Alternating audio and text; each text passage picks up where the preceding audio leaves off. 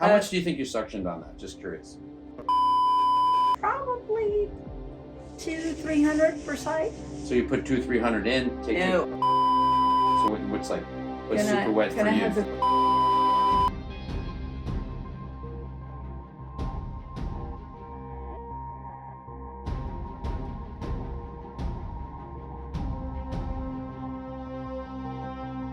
Hi, I'm Dr. Renata Biggs-Harris, and I do liposuction under local anesthesia at Reflection Center in Martinsville. Hi, I'm Dr. Federo. I'm a board certified plastic surgeon, and I have been performing liposuction predominantly under general anesthesia for 30 years.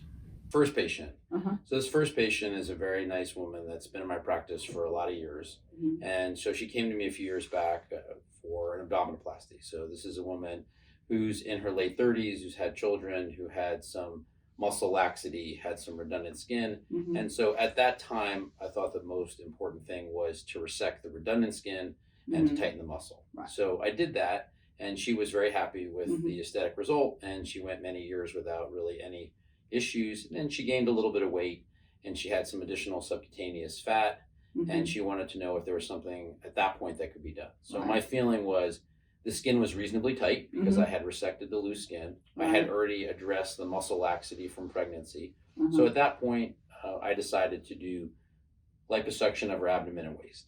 And so as is my typical protocol, I typically take these people to the operating room, and under general anesthesia, I do power assisted liposuction. And I think she has a reasonable result. So I would be interested to hear your thoughts if this woman came to you after the abdominoplasty and said, well, I had a tummy tuck. What do you think? How can I manage this?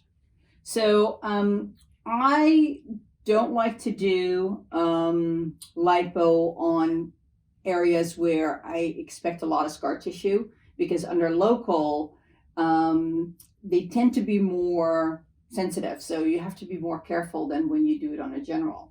You know, that's my opinion, you know. So when people have had previous either lipo or previous surgery in the area, it usually means they have a lot of scar tissue, which means that it's tougher to do it under local, in my opinion. So I tend to kind of refer those people out. What do you think makes it harder? Do you think that it's harder to do abdominal liposuction on somebody who already had abdominal liposuction, or abdominal liposuction who had a tummy tuck before? Because I know my opinion. I'm curious what you think. I think it depends. So if they've had good previous liposuction and it looks smooth, it's not lumpy and irregular, then I think, you know, it's probably easier to do a redo lipo on that than it would be when they've had, you know, abdominoplasty. Although when they've had abdominoplasty, there's not that much issues with the fat, you know, because the fat doesn't have that much scar tissue in it. Yes. So I would agree with you. I think that, so in my case, so I had operated on her before. So I had done her tummy tucks. And when you do a tummy tuck, you're elevating the skin and fat at the level of the muscle fascia. So it comes off as a big flap. And so that subcutaneous fat has been undisturbed. So it's really no different than before. So I think that for me, in my experience, when I do liposuction after a tummy tuck, it's straightforward. I think liposuction after previous liposuction, especially in the back, which I think is a different, you know, more complicated area, I think that's harder. So, so this is a case that you would favor sending to, say, me for liposuction under general. Yeah. And I agree with her on that. I think this is a great case, and I think this is the classic example of somebody who you could do two very different operations and probably make them happy. So for her, when I look at her, she's more of an abdominoplasty case. So, you know, my gut, without, you know, examining her, but just looking at the pictures, is I would probably recommend a tummy tuck for her. And I did too. And she said no. And so the fact that you were able to get such an incredible result with liposuction alone, I think is impressive. But I also think that part of the reason that the front looks so good is because you did such a good job on the waist and back. Right. So for me, now, if I were to do an abdominoplasty on this woman, typically what happens is you end up just doing the front. So you cut out skin, you tighten the muscles, maybe you do a little bit on the waist, but otherwise you have to flip them, suction the back, flip them over, do the front, Uh-huh. which a lot of people aren't willing to do. So this Which is the nice thing under local. You tell Yes, the patient, right. can you please roll over? Absolutely, And not yeah. tell the anesthesiologist, hold the tube, everybody Yes, flip. yeah, no, there. This is a classic example of where under local has the advantage of positioning, Mhm. and so she had aggressive liposuction on her back, Yeah. waist, and then on the abdomen. So this lipo 360, right? That's Mhm. what this is. Lipo 360 looks amazing. Now, if she's happy with this, which I Yeah. think she is, then there's Yes. nothing to do. Yeah. Now, in the event that this patient says, "Well, I don't like the loose skin," then you can just excise the Yeah. loose skin. You don't lose anything. Right. So, and that's the conversation I have with them sometimes too. I say, when I see that they're going to have more loose skin after liposuction, I say, listen, your best result will be a tummy tuck. And some people say, okay, I'll do that. And some people say, well, no, how will it look with lipo? And I said, it'll be flatter, smaller, but it'll be more wrinkly and more saggy. And if they can live with that, if they're like, well, I just want to look better in clothes. I don't want to wear a bikini. If I wear a one piece and it looks good, I'm fine. So those people I'll do lipo on. And I tell them, if somehow later on you decide, it's not as good as I want it, then you can always do a tummy tuck. Yes. Yeah. Yes. More difficult for you though. No, 'cause you have I- some scar tissue. Yeah, but I think that as long as you give enough time in between procedures, it's fine. As long as you tell people what their options are, we give people options, they make decisions. And Right. I don't offer anything to somebody that I don't think is reasonable or the Right. standard of care. But I think in this case, this is a woman who was offered one thing. She said, I don't want to do that. You Right. offered her something else and she has a beautiful result. Yeah. So, and this is really about abdominal rejuvenation. This is Yeah. not liposuction versus tummy tuck. This is about taking a patient Mhm. and giving them enough improvement for them to be happy. Yeah. And I think this is great. And I think now looking at this case, or if I saw someone walk in the office like this, I may offer her liposuction Right. instead of Under tummy tuck. local, one of the advantages I think what you have under local is that you can roll and flip people. You can tell them, can you be half on your side or 3/4? And that just gives you a nicer angle on some things. I've seen some cases under general where they have what they call the devil's fists, when they stack their fist and they prop it up under the patient. And usually the poor residents have to do that and hold it. So they are kind of half tilted. So you get them at a better angle for their flanks. The nice thing is when you do them under local, you can can do move that around. yourself. Yeah. And then the patient gets to move around, and Yeah. the moving around makes them more comfortable because Yeah. everybody wants to offload. And Right. yeah, so Yeah. there's definitely whatever technique you use predominantly, you just need to get good at. And Right. and all these things, it's all about finesse. It's Right. all about the devil's in the details. So Mhm. if you do these cases under local, you take full advantage of the fact that the patient can move and be Right. on their side. Yeah. And if you do them under general, then you take full advantage that they're not going to have any discomfort. And Right. but the positioning can be hard. If Yes. I would have to say what I think the advantages are over local, or actually the advantages are of both techniques, to me, it's like under local, the positioning to me. I also think the recovery is easier because they don't have the hangover from general anesthesia. I think that's actually what is the toughest part. It's not the recovering from the lipo necessarily, but it's just the fact that they had general anesthesia. So I also think that another advantage is that people can really, they come 4 hours later, they're gone. You don't have to monitor them for a long time afterwards. It's Safe. yeah, it's a quick, safe thing It's to unbelievably do. safe. Yeah. I think that a couple other points I think are worth mentioning. So, and you can tell me what you think is. Yeah.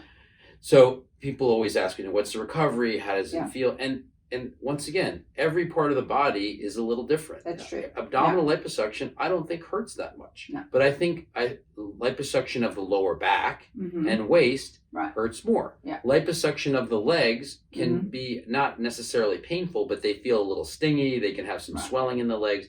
So liposuction of your legs can have a longer recovery than say liposuction of your belly, Right. because it's just the nature of that area. That area Mhm. just tends to hurt a little more. Right. It tends to swell a little bit more. So Mhm. every part of the body responds a little bit differently to liposuction. Yeah. And I agree.